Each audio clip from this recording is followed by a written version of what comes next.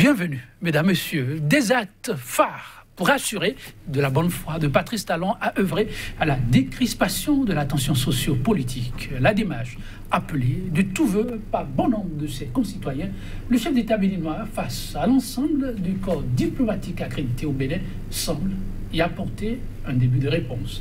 Patrice Talon annoncerait pour les jours à venir la délivrance du certificat de conformité aux formations politiques de l'ayant pu obtenir pour le scrutin du 28 avril dernier. L'annonce aura surpris plus d'un et à chacun sa lecture.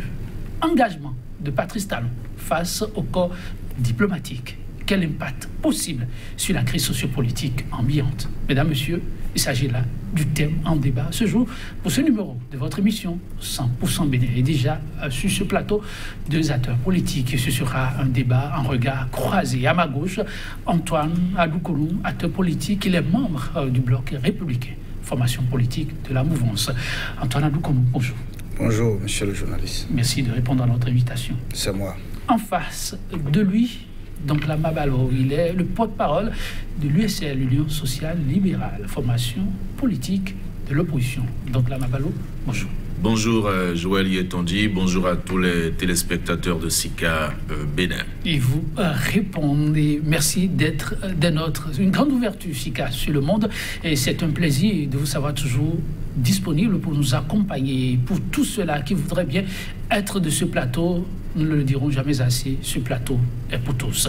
Dialogue direct, franc et sincère à cette annonce du chef de l'État à l'endroit de toute la classe politique, en l'occurrence à l'endroit des formations de l'opposition. Il faudra ajouter désormais l'engagement du chef de l'État à instruire le ministre de l'Intérieur afin que le certificat de conformité, obstacle majeur à la participation du grand nombre aux législatives du 28 avril dernier, soit enfin attribué aux formations politiques ne l'ayant pu obtenir. Antoine Adoukonou, Patrice Talon, le moins qu'on puisse dire, ne se donne pas de repos. La situation actuelle reste aussi une préoccupation à son niveau. Bien sûr que oui, parce que Patrice Talon n'est pas un simple citoyen. Il est aujourd'hui président de la République. Et à ce titre, il est le père de la nation, comme on le dit. Et donc, s'il y a des difficultés dans la maison, je pense que le père ne peut pas dormir. Et c'est ça qui justifie que toutes les fois, le président de la République marque son accord de pouvoir voir les crises être gérées dans un certain nombre de consensus pour que la paix règne. Je pense que cette démarche qui a commencé depuis les législatives, c'est-à-dire les événements avant les élections, continue après les élections. Et après les élections. Pour le fond du sujet, je reviens vers vous, mais déjà l'approche, donc la Mabalo, Patrice Talon, manifestement infatigable par rapport à la situation qui prévaut dans le pays. Cette fois-ci, sans tambour ni trompette, une rencontre avec le corps diplomatique au menu, la crise que vit actuellement le Bénin. C'est vrai, le président ne peut pas rester tranquille de toutes les façons. Je salue d'abord mon ami Antoine Adoukonou et je le remercie d'avoir reconnu qu'il y a des difficultés dans la maison et que lorsqu'il y a des difficultés dans la maison, le père de famille ne peut pas dormir. Il y a certains mouvanciers qui ne reconnaissent pas encore qu'il y a des difficultés dans la maison. Donc, il le reconnaît et moi, je suis très heureux qu'il puisse le reconnaître. Alors, le président nous a fait une annonce. C'est une annonce, on n'a pas reçu de notification, on n'a pas reçu d'invitation. C'est une annonce comme il en a l'habitude. Donc, nous attendons de voir dans les faits ce que le président aura annoncé. Mais c'est pour nous sans grand espoir, parce que de toutes les façons, nous sommes habitués à ce genre de manœuvre dilatoire où le président vient faire des annonces, où le président fait des annonces qu'il ne respecte pas. Les exemples sont légion. Donc pour nous, dans l'opposition, nous sommes tranquilles et nous observons. Tranquille, on observe. Que veut-on observer? Dans les prochains jours, le chef de l'État, Patrice Talon, a annoncé un dialogue franc, direct et sincère. Et ça, sans date pour l'instant. Mais à cette rencontre qui n'a lieu que le week-end écoulé, le chef d'État a réitéré son engagement pour que ce dialogue soit une réalité. Mais à cela, Antoine Adou-Konou, il a ajouté la question du certificat de conformité, l'obstacle que beaucoup n'ont pu franchir en son temps. Oui, je pense que, avant d'en arriver là, je dois dire que le dialogue, le consensus, c'est un comportement. C'est un comportement. Si le chef de l'État a la volonté, c'est toutes les parties concernées qui doivent accompagner cette volonté. Donc, je suis un peu peiné que M. Donclam dit qu'il s'agit des annonces. Non, il ne s'agit pas des annonces. Le premier cas qu'on a vécu, le processus de consensus a été lancé à l'Assemblée nationale et le consensus a été retrouvé le 13 mars. Et ce n'est que le 14 mars que l'opposition, à travers le comité paritaire, a encore écrit pour sortir du consensus. Sinon, c'était fait pour que tous les partis qui désirent aller aux élections puissent aller. Le consensus... Le 13 là. Le 13 mars, les documents existent. Le comité paritaire qui était représenté par la mouvance en la personne de Idi Kola Olé et Barthélémy Kassa, de l'opposition en la personne de Éric Mouleté et Garba Yaya, plus le président de l'Assemblée nationale, on a trouvé la formule le 13 mars signée par les partis. Le document existe. C'est concret. Alors vous invitez votre vis-à-vis à ne plus dire que ce ne sont que des annonces. Non, oui, parce que ce ne sont pas des annonces, parce que je dis qu'il y a des faits qui montrent que ce ne sont pas des annonces. Si le 14 mars, le lendemain, l'opposition n'est pas revenue pour renoncer à ce qu'il a accepté le 13, on n'en serait pas là. Donc il ne s'agit pas des annonces. Il s'agit beaucoup plus des comportements satellitaires qui ne permettent pas que le vœu qui est exprimé soit concrétisé. Vous avez l'impression, à travers la personne de Donclam, que l'opposition n'a pas changé, c'est cela? Mais justement parce que il n'est pas en train d'apprécier à sa juste valeur ce que demande le chef de l'État. Alors, quelle appréciation faites-vous? Adou-Konou, vous n'allez pas répondre. Tout de suite, je me reviens vers Donclam Abalo, parce que c'est important. Le Bénin a besoin de stabilité pour aller ensemble. Sans la paix, rien de durable ne peut être bâti. Donclam Abalo, votre vis-à-vis, il a parlé tout à l'heure, vous l'avez suivi. Ouais, à un moment donné, on aurait pu éviter tout ce à quoi on assistait. Malheureusement, il y a eu cette opposition qui n'a pas su apprécier les choses à leur juste valeur.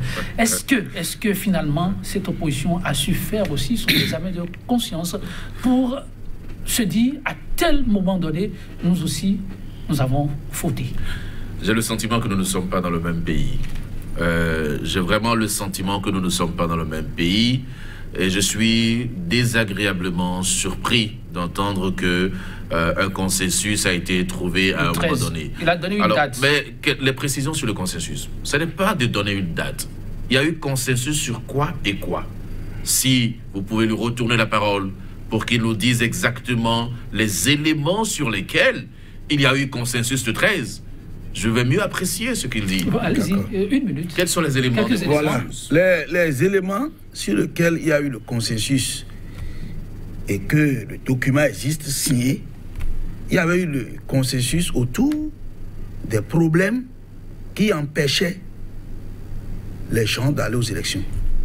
2 problèmes liés à la loi et un 3e problème qui est un problème transversal de temps. Le premier problème, c'est la question du certificat de conformité, qui n'a pas été inventé par la Cour constitutionnelle, mais qui a été un document qui est sorti de l'analyse de la Cour parce que le problème est venu de l'Assemblée qui n'a pas su concilier l'article 56 de la Charte des partis politiques qui a donné 6 mois pour les partis anciens qui veulent se conformer. L'Assemblée nationale n'a pas su faire la liaison entre ce délai et le calendrier électoral. Et donc, c'est ça qui a posé le problème du certificat de conformité. Le 13, ils se sont entendus sur quoi? Donc, le 13, le comité a adopté une proposition de loi dérogatoire qui permet donc de régler la question de l'article 56 pour que le certificat de conformité ne soit plus une contrainte. Ça a été fait? Attendez. Non, je dis... Vous avez parlé de consensus. Non, je dis, c'est une proposition de loi dérogatoire au niveau du comité paritaire et qui doit donc suivre la procédure législative. Donc, on doit aller au vote en plénière. Oui. Voilà. Donc, la deuxième proposition de loi dérogatoire qui concernait l'article 46 du Code électoral, qui dit qu'une fois la liste déposée à la Sénat, qu'on ne pouvait pas apporter des modifications. Donc, la loi dérogatoire prévu que une fois la Sénat fait ses observations, qu'on donne 72 heures aux partis pour s'y conformer, histoire d'éviter que l'on ne rejette pas les dossiers. Donc, voilà la deuxième proposition de loi. La troisième proposition de loi dérogatoire qui est transversale pour régler la question du temps. Parce qu'au moment où on avait ouvert le consensus, on était proche de la date fatidique du 15 mai, qui est la fin de la 7e législature.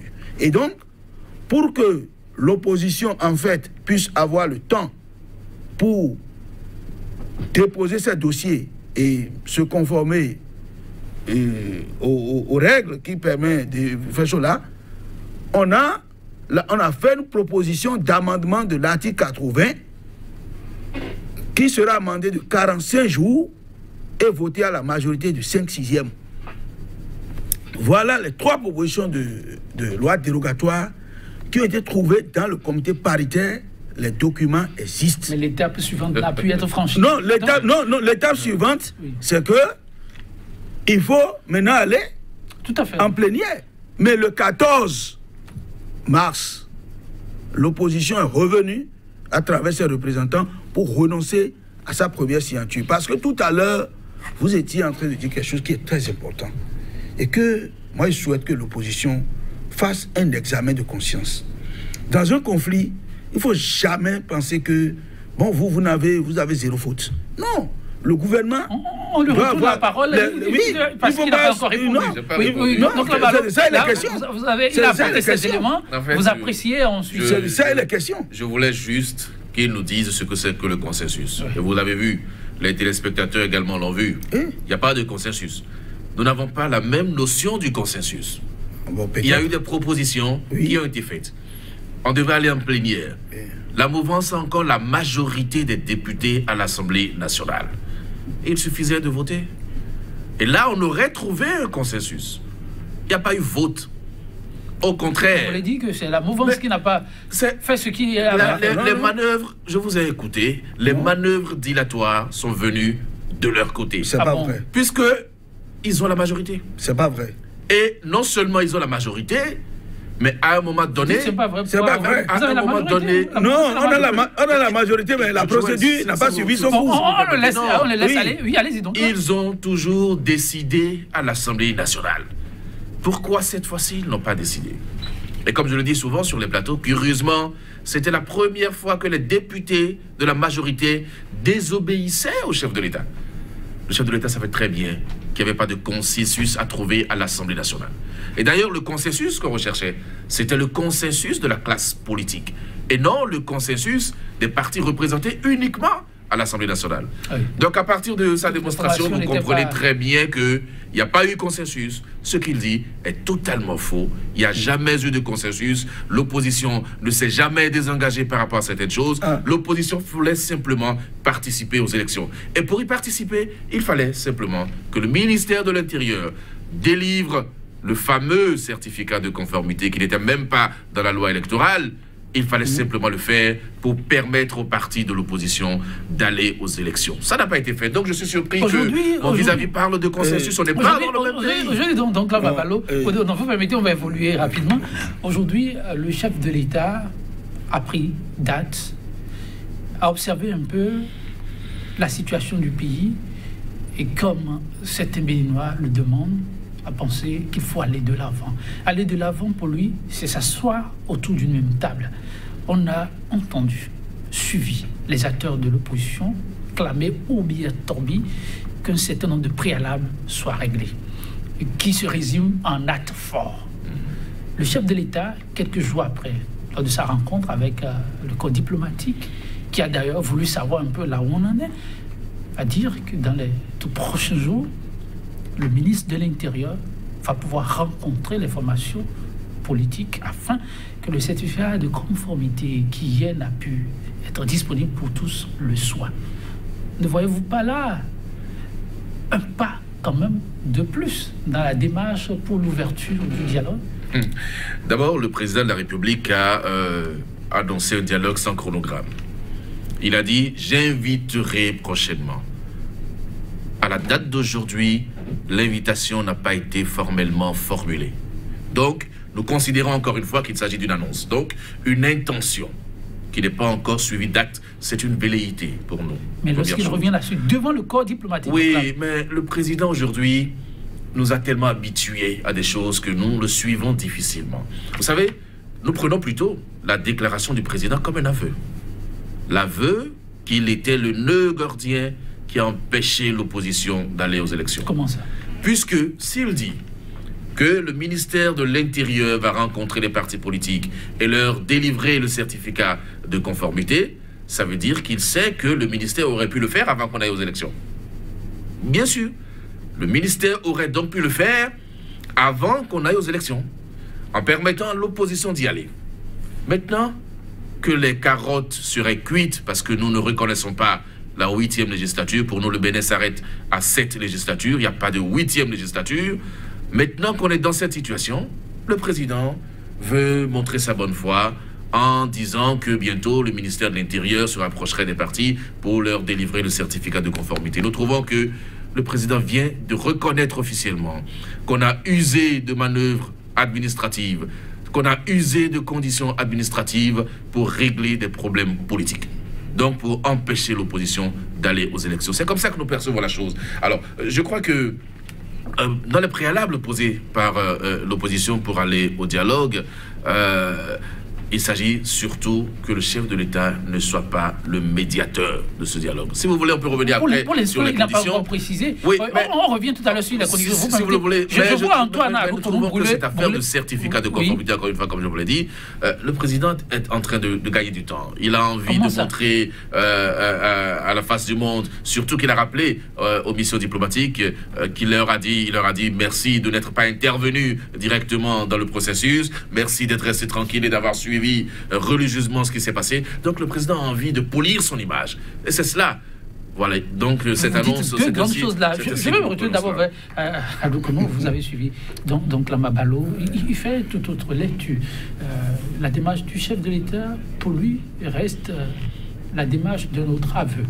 Aveu de ce que, si la volonté était véritablement, le chef de l'État aurait pu demander au ministre de faire ce qu'il fera très bientôt là, de le faire avant la date du 28 avril. Vous en pensez quoi?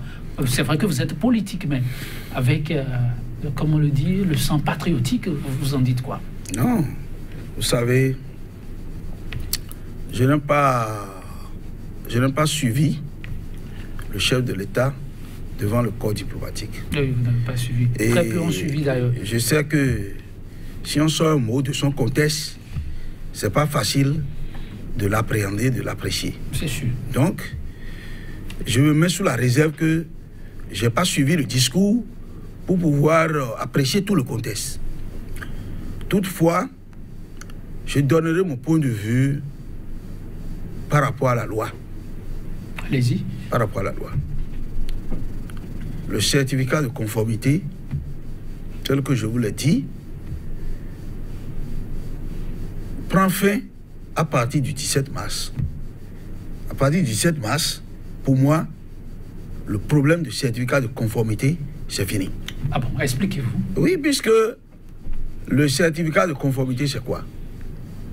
C'est le papier qui montre que, au bout de 6 mois, les anciens partis politiques qui désirent garder leur statut juridique ont pu se conformer à la nouvelle loi en passant de 10 membres par département dans l'ancienne charte à 15 membres par commune dans la nouvelle charte. C'est aussi simple. L'article 56 de la charte est clair que ces partis qui désirent garder leur statut juridique ils ont 6 mois pour se conformer. C'est-à-dire de 17 septembre, date de promulgation de la loi, au 17 mars, ils ont ce délai pour se conformer.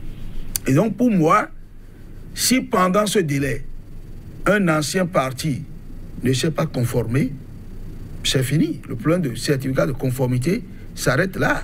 Si le problème de certificat s'arrête là, qu'advient-il? Non, attendez. Le problème du certificat s'arrête là. Et les implications de droit, c'est que les partis qui n'ont pas, les anciens partis qui n'ont pas pu avoir leur certificat de conformité disparaissent.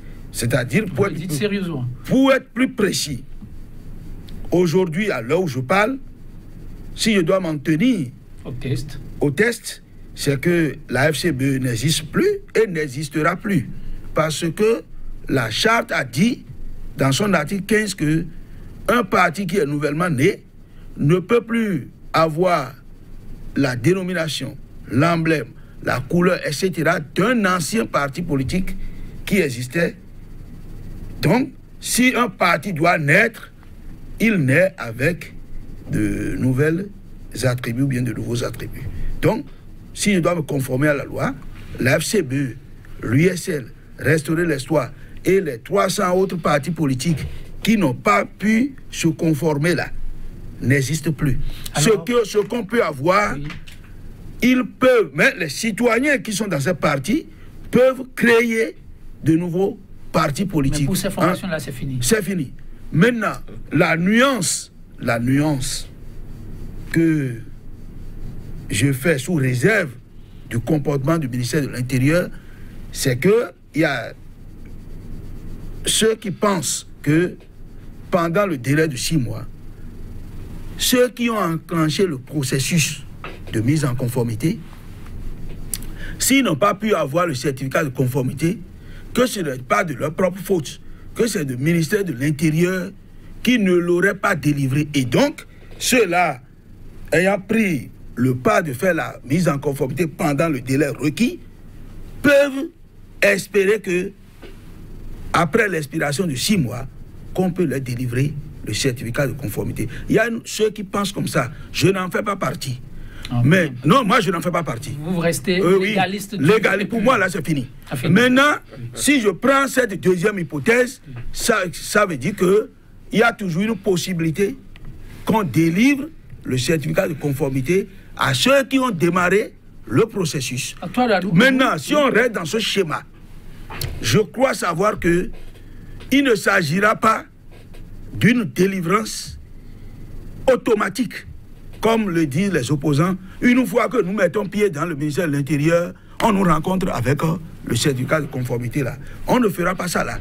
Ce que la loi a exigé pour être conforme aux dispositions légales, le ministre de l'Intérieur éventuellement va réouvrir la démarche en faveur de ceux-là et ils vont fournir les dossiers comme tous ceux qui ont eu le certificat l'ont fait pour avoir le certificat. Il ne sera pas question de dire que, parce que si on fait l'allusion, parce que le chef de l'État doit pouvoir même communiquer sur ce dossier. Parce que si la présidence ne communique pas bien, le peuple va rentrer dans le schéma de M. Donclam. Parce que le schéma, c'est quoi? C'est comme si on avait la possibilité de dire au ministre de l'Intérieur de délivrer le certificat.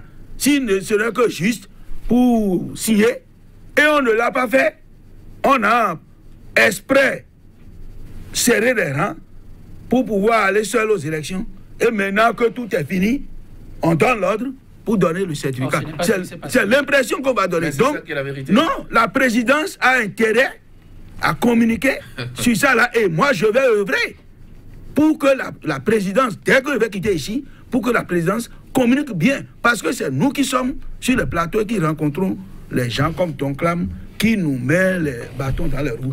C'est l'idée que... Non, c'est ça. C'est ça. Monsieur Adoukonou sait très bien que c'est la vérité. Non. Et vous allez voir que pour faire bonne figure, ils vont délivrer les certificats de conformité comme ils annoncent, pour montrer leur prédisposition au dialogue. En fait, c'est un théâtre. Pour montrer leur prédisposition au dialogue, pour montrer qu'ils sont prêts à l'ouverture, pour montrer que désormais c'est un nouveau départ, ils vont délivrer les certificats de conformité. Et pour nous, c'est très clair par rapport à ça. Parce que si le ministère avait la possibilité de se rapprocher des partis politiques pour les aider à avoir le certificat de conformité, au regard des petits reproches qui nous sont faits, le ministère l'aurait fait. Dans le cas des Foscori pour un milieu émergent, on disait que les gens n'ont pas signé le procès verbal de leur statut et règlement intérieur.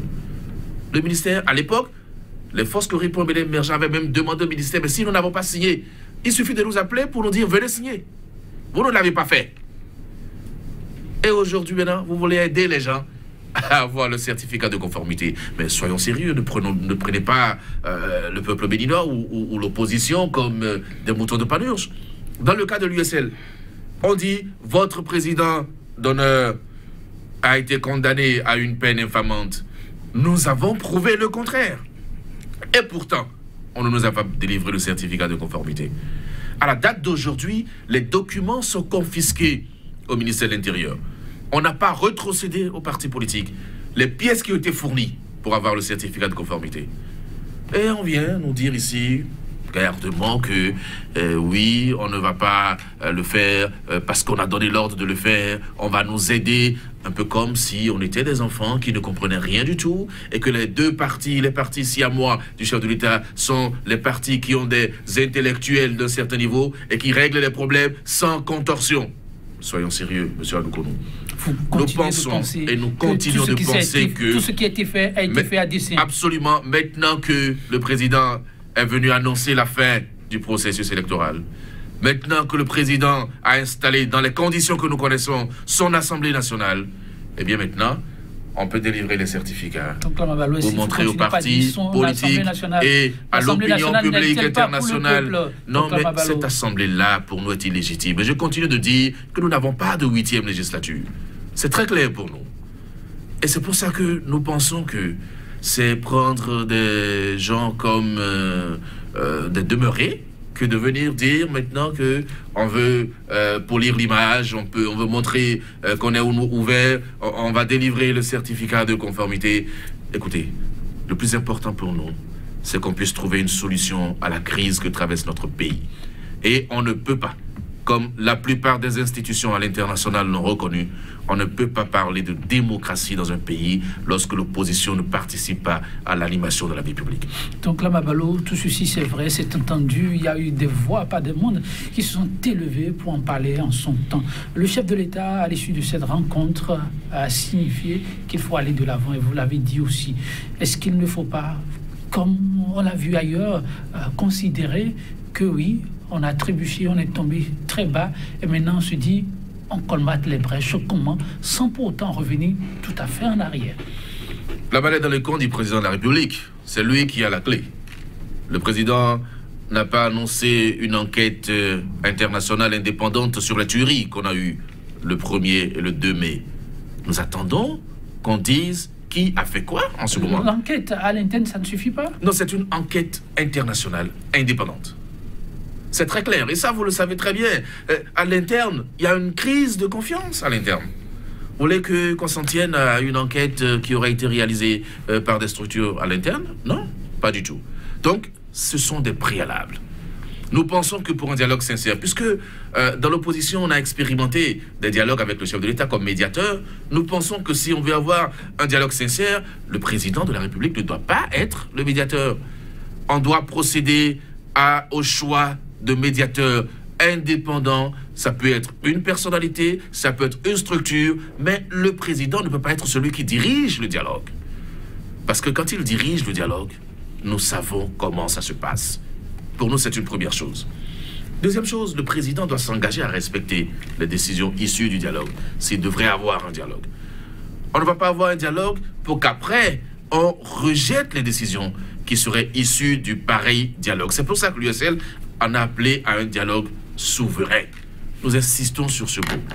Pour nous, c'est des préalables si on veut montrer une certaine bonne foi.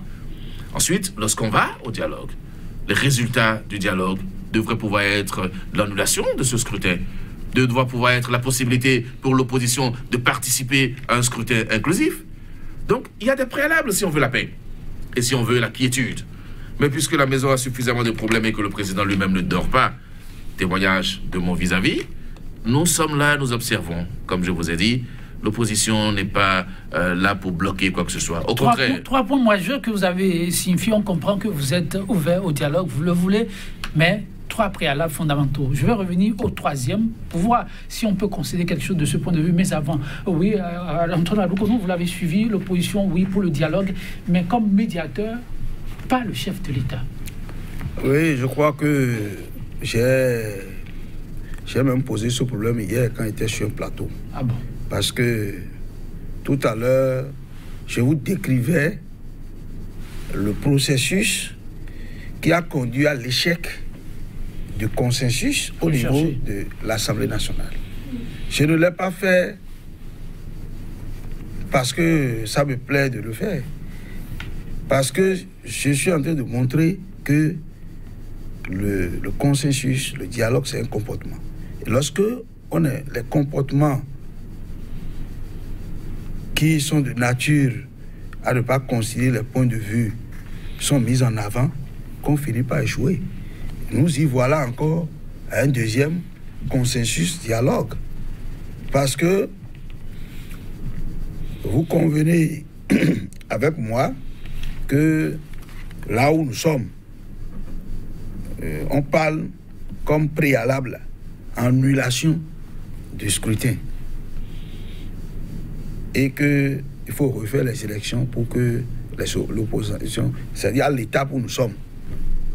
C'est pas... Moi, je crois que si une préalable doit être cela, c'est sûr que le dialogue va échouer. Quand bien même je suis conscient que le fait que l'opposition n'est pas allée aux élections, ce n'est pas une bonne chose. Je ne dis pas que oui, pour une démocratie, même si l'opposition ne va pas aux élections, que c'est une bonne chose. Je ne le dis pas. Mais vous pensez qu'il ne faut pas trop tenir à ce point comme préalable? Je pense que nous avons traversé une crise dorée. Et nous sommes arrivés à une étape où nous voulons chercher le dialogue. Il faudrait que nous en tenions compte du fait qu'on a déjà traversé la crise. Important, oui, c'est le 3e point évoqué par Doncla Mabalo. Il disait prioritairement qu'il faudrait trouver un médiateur neutre, un médiateur autre que le chef de l'État. Je suis d'accord, non, pas que je suis d'accord avec lui, mais ce que moi j'ai proposé hier dans un autre débat, c'est que le médiateur même soit issu d'un consensus des partis. Parce que par le passé, restaurer l'espoir, je suis précis, avait dit que le président Mbeki était disqualifié pour conduire le consensus recherché à l'Assemblée nationale. Donc, si déjà on n'a pas confiance au médiateur, c'est difficile que le dialogue aboutisse. Donc, par rapport à celui qui doit conduire le dialogue, il faut d'abord que les parties prenantes part au dialogue s'entendent sur le médiateur. Je ne dis pas que ça ne peut pas être le chef de l'État, mais moi je dis, quitte à ce qu'il y ait un consensus d'abord sur la personne. Ça doit être le chef de l'opposition. Non, vous savez que ça ne peut pas être. Non, je ne... Bon, vous n'êtes pas... USL n'est pas la seule partie au dialogue. Oui, mais vous savez très bien que ça ne peut pas être non, le chef de l'État. Mais quand on parle de médiation. Si c'est le chef de l'État ou c'est pas le chef de l'État, n'est pas ma préoccupation. Pourvu que la personne soit acceptée des deux parties. Des deux parties. Pour que ça ne soit plus un point d'achoppement. L'opposition rejette déjà le chef de l'État. Il pense que l'opposition rejette déjà. Mais si l'opposition rejette le chef de l'État, ça ne peut pas être puisque vous les représentez, là ça ne peut pas être le chef de l'État. Bon, voilà. Je parle de l'hypothèse, puisque vous représentez l'opposition là. Si vous rejetez l'opposition rejette le chef de l'État, ça ne peut plus être le chef de l'État. Parce que les parties prenantes doivent s'accorder sur le médiateur. Voilà. Donc ça tombe. Et donc l'unanimité se fera autour de la personnalité à conduire le processus. Quant à ce processus, votre vis-à-vis pense qu'il doit jouir d'une certaine souveraineté, le creuset qui sera défini. Et ces décisions auront force exécutoire. Bon, vous savez, c'est discutable. Parce que nous avons une constitution. Nous ne voulons pas aller à une conférence nationale pour abroger la constitution. Ça veut dire que ce qu'il met dans souveraineté, quitte à ce qu'il le définit. Mais je pense que, toute proportion gardée, ce n'est pas une souveraineté qui va passer à l'abrogation de la Constitution. Les règles de la Constitution existent toujours. Mais souveraineté, juste pour dire que ce qui aura été accepté, retenu de commun accord, sera exécuté. Souveraineté dans ce sens, oui. Mais souveraineté dans le sens de faire tomber l'ordre constitutionnel établi par la Constitution du 11 décembre 90, je dis non. Alors, puisque la procédure... Oui, le concept de souveraineté devra être aussi clarifié. Pour évoluer. Oui, donc vous avez peur de quoi? Mais j'ai expliqué. Mais vous avez peur de quoi? Souveraineté, là. Puisque quand nous dirons souveraineté, ce qui vient à l'esprit, c'est la souveraineté nationale. Vous avez peur de quoi? J'ai bien précisé. On ne peut pas, à travers un dialogue, faire échouer un ordre constitutionnel qui est établi par le peuple. J'ai bien précisé que le chef de l'État doit prendre l'engagement de respecter toutes les décisions issues de ce dialogue. J'ai tout dit. En tout cas, il est d'accord, mais il tient à ce que ce point soit clarifié. Allez-y pour le point avant la question. Nous avons toujours dit que l'opposition est plurielle, d'accord, et que nous avons les mêmes objectifs. Mais je suis ici présenté comme le porte-parole de l'Union sociale libérale. Et dans mon exposé, vous aurez compris la position du parti politique que je représente. La position, c'est bien évidemment un dialogue souverain, comme je vous ai dit. La position, c'est bien évidemment que le chef de l'État s'engage à respecter toutes les décisions issues de ce dialogue. Et l'une des décisions pourrait être l'annulation des élections législatives. Alors, justement, c'est ça. Vous dites, merci à Antoine Adoukonou, vous n'avez pas la parole. Du dialogue. Donc là, Mabalo. Quand il dit de go que c'est impossible, donc là, Mabalo, ça veut dire qu'ils sont fermés autour de cette table que tout un peuple attend de voir se concrétiser, nous imaginons les deux parties vont pouvoir échanger, voir ce qui est faisable. Mais de par notre rôle, nous avons l'obligation d'être les porte-voix de la masse. Et de cette masse, il se dégage aussi qu'on voudrait bien savoir si l'opposition, dans un contexte comme celui-là, ne peut pas faire le sacrifice suprême, ayant déjà tout fait. Le sacrifice suprême pour permettre à la BAC d'aller de l'avant. Et si ce sacrifice suprême, donc là, Mabalo, devrait être d'accepter, c'est douloureux, tout le monde l'a décrié, l'opposition aujourd'hui n'a plus affaire de démonstration possible pour parler de cette Assemblée nationale que tous décrit déjà. Alors, si on demande à cette opposition de fermer les yeux sur ce qui est arrivé pour pouvoir aller de l'avant, est-ce qu'on ne peut pas faire ce sacrifice-là au nom de la nation? Mais le peuple dont vous parlez, la masse dont vous parlez s'est exprimée. La masse s'est exprimée. Tout le monde est d'accord. Il y a eu plus de 70-80% d'abstention. Le message est très clair. Le président de la République a manqué d'écouter son peuple. Nous sommes en politique. Et en politique, on parle d'avenir également. Vous pensez qu'il y a un avenir politique pour l'opposition dans ce contexte, avec cette Assemblée nationale? C'est ça le vrai débat. Le plus gros sacrifice, le peuple l'a payé. Le peuple l'a fait. Des gens ont été froidement abattus. Pour nous, c'est important. Vous voulez qu'on passe tout ça par perte et profit, qu'on oublie et que on continue. C'est une question. Vous savez, cette Assemblée nationale qui est installée, pour nous, à 83 députés pour le chef de l'État. Premier test, élection du président de l'Assemblée nationale. Il était seul. Il n'y avait pas de challenger. Pour chacun des membres du bureau de l'Assemblée nationale, il n'y avait pas de challenger. Donc, ça veut dire quoi? La conseillère est arrivée, tout le monde a suivi. Vous voulez qu'il y ait démocratie dans cette Assemblée-là? Premier test, élection du bureau. Ensuite, nous allons dans un processus qui va nous amener à renouveler la plupart des institutions de la République. La haute autorité de l'audiovisuel et de la communication. La Sénat sera renouvelée. D'autres institutions, la Cour suprême, etc. Or, vous savez que pour le renouvellement de ces institutions.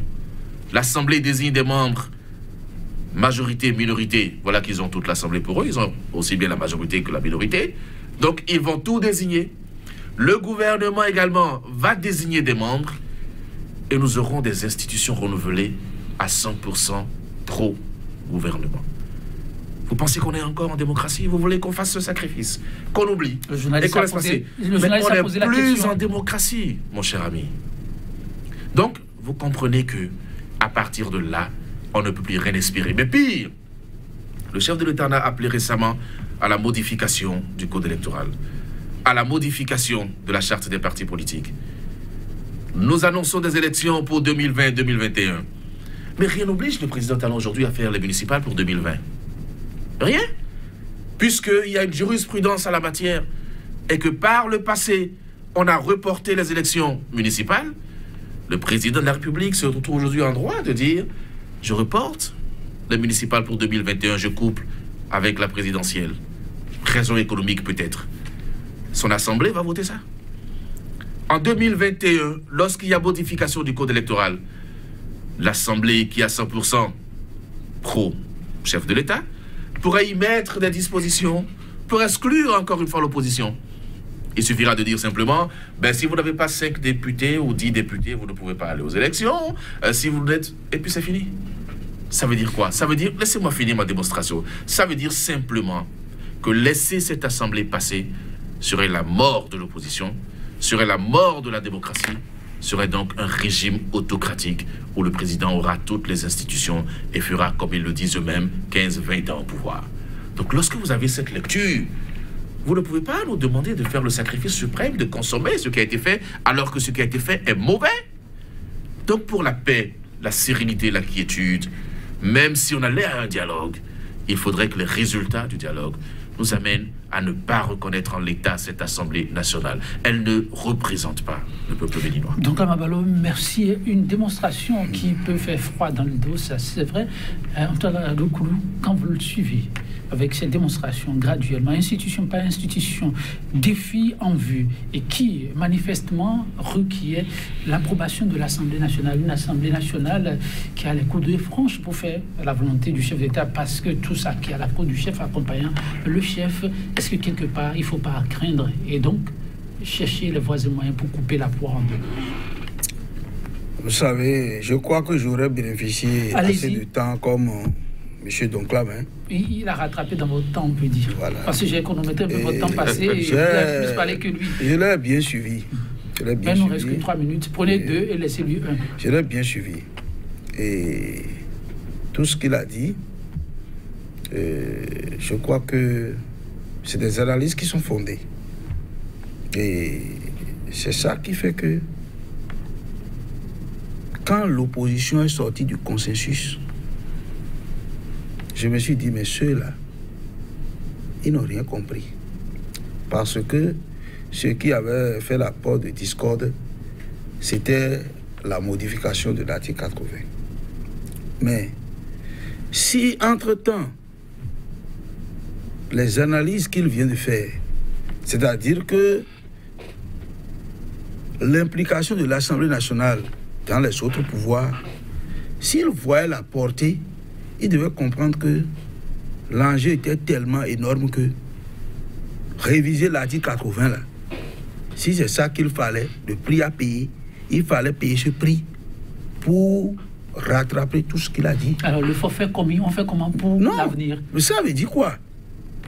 Une fois qu'ils ont manqué de faire ces analyses et de choisir le bon côté, et que nous en sommes là, jusqu'à ce que l'Assemblée nationale est installée,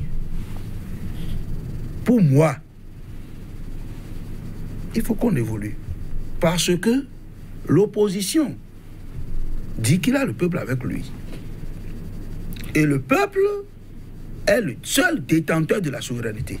Le peuple s'est exprimé. Attendez. Ça veut dire quoi? Si vous savez que vous avez le peuple avec vous, en 2021, les présidentielles auront lieu. Avant d'aller aux élections, il a fallu régler un certain nombre de préalables, évoquer, et ce n'est pas évident.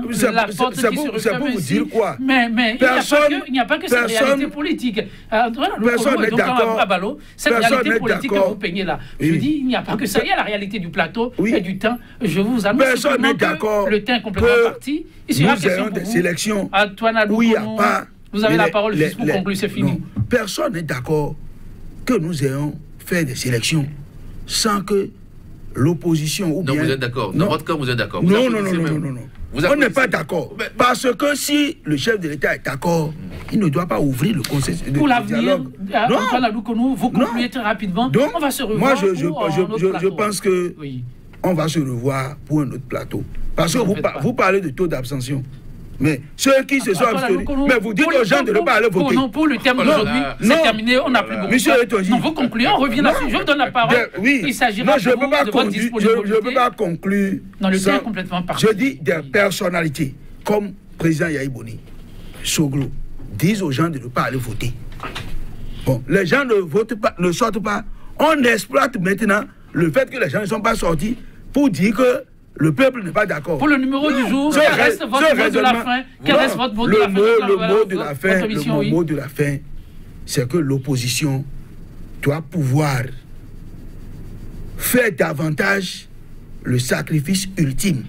Merci à vous, Antoine Adoukonou. Ils sont à l'écoute, ils seront apporter leur complément. Le sacrifice ultime, c'est pour ceux sacrifice ultime, c'est pour ceux qui ont le pouvoir. C'est vous qui avez la décision. Vous avez utilisé une loi que vous avez interprétée à votre guise. Vous avez pris une décision administrative que vous avez infligée aux partis politiques pour régler des problèmes politiques. Donc c'est vous qui avez créé le problème. Donc la solution, c'est vous. Alors ce que je vais dire pour la fin, c'est quoi? C'est que nous devons sauvegarder les acquis démocratiques. Aujourd'hui, tous les paramètres sont clairs. Le Bénin n'est plus une démocratie. Et ça, c'est très grave. En 2016, lorsque le président Talon venait au pouvoir, le Bénin était encore une démocratie. Même si elle était cette démocratie un peu nescafée, comme le dirait l'autre, mais c'était quand même une démocratie. Aujourd'hui, ce n'est plus le cas. Le président Yahi est gardé en résidence surveillée depuis bientôt 1 mois. C'est très grave. Donc, comme Abalo, c'est votre conclusion. Il y a eu des gens qui ont été tués pour avoir manifesté. C'est très grave. Il y a l'Assemblée nationale qui est caporalisée. Non, c'est la fin. Vous faites le même jeu là. Donc, je vous dis merci. Merci aussi à Antoine Adoukonou. J'ai promis, ne vous en faites pas. Tout dépendra désormais de vous. On se donne rendez-vous peut-être pour. Invitez-moi plus souvent maintenant. Tout dépendra de vous. Chers téléspectateurs, je vous le dis. Quant à l'invitation, non, c'est entendu. Je prends les téléspectateurs à témoin. Je les prends à témoin. Ne vous en faites pas. Antoine Adoukonou, vous aurez le temps, mais on n'a jamais suffisamment de temps chez téléspectateurs, n'est-ce pas? On fera en sorte que, vous voyez, les deux invités du jour reviennent pour essayer de vous apporter plus d'apport pour aider ce pays à se relever, car il est question de cela et la jeunesse a un grand rôle à jouer. 100% Bénin pour le numéro du jour, ce sera donc définitivement tout. On se donne rendez-vous demain, non sans la citation du jour qui est signée de l'écrivain philosophe Jean-Paul Sartre. Je le cite: chaque parole a une conséquence, chaque silence aussi. Quoi qu'en soit votre position, vous enverrez toujours des signaux. À vous de méditer pour prendre la bonne position.